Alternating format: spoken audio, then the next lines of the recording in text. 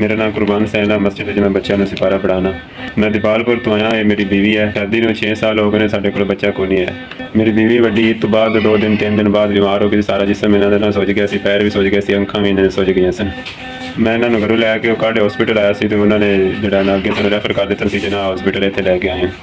जिन्ना hospital वाले ने सूँ कहा कि इन्होंने गुर्दे खराब हो गए। उन्होंने लैंड पाई सी, लैंड तकरीबन उन्होंने इन्फेक्शन कर गई सी, लैंड बदल दी सी उन्होंने। वो लैंड खराब हो गई सी, तो उन्होंने लैंड कढ़ के जोड़ा ना वो लत्त च पा दी है। उन्होंने सूँ डिस्चार्ज करके उन्होंने कहा कि फिस्टूला वगैरह बनाना है, तो सूँ उन्होंने ऐसा हस्पताल भेजा। सर इन्ने जो कि असं नहीं है कि इन्ने पैसे भर सकिए, तो फिस्टूला वगैरह बनाना है, तो साढ़े को इन्ने पैसे नहीं है। तकरीबन 1 महीना हो गया। तकरीबन असीं इन्हूं लैके बाहर फिर जोड़े मेरे को पैसे है सारे पैसे मेरे को लग गए। मेरे को यही है जोड़े कुछ पैसे मैं कमाना अपनी बीवी ते ला रहे ना। मैं इसका फिस्टूला बनवाना है, मेरी मदद करें।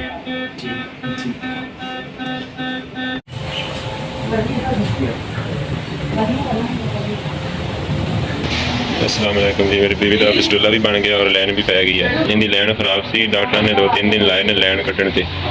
हुण ते बहुत ज़्यादा जो इन्फेक्शन हो गया से, इसलिए लैन जो निकलवाई है।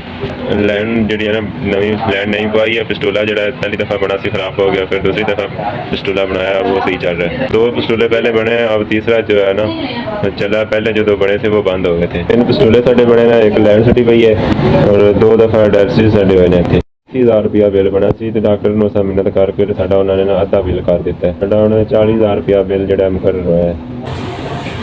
20,000 रुपया सानू तुहाडी तरफ मिला है। 20,000 रुपया असीं अपने कोलों पाया। 20,000 रुपया मैं अपने कोलों विच पाउण लगा।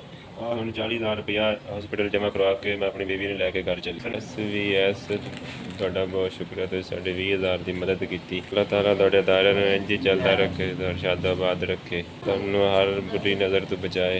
बड़े बंदे ते बड़ी औखी बीमारी दे विच पै गए। मेहरबानी तुसीं 20,000 की मदद की। SVS तुहाडा दिता 20,000 रुपया साडे तक पहुँच गया।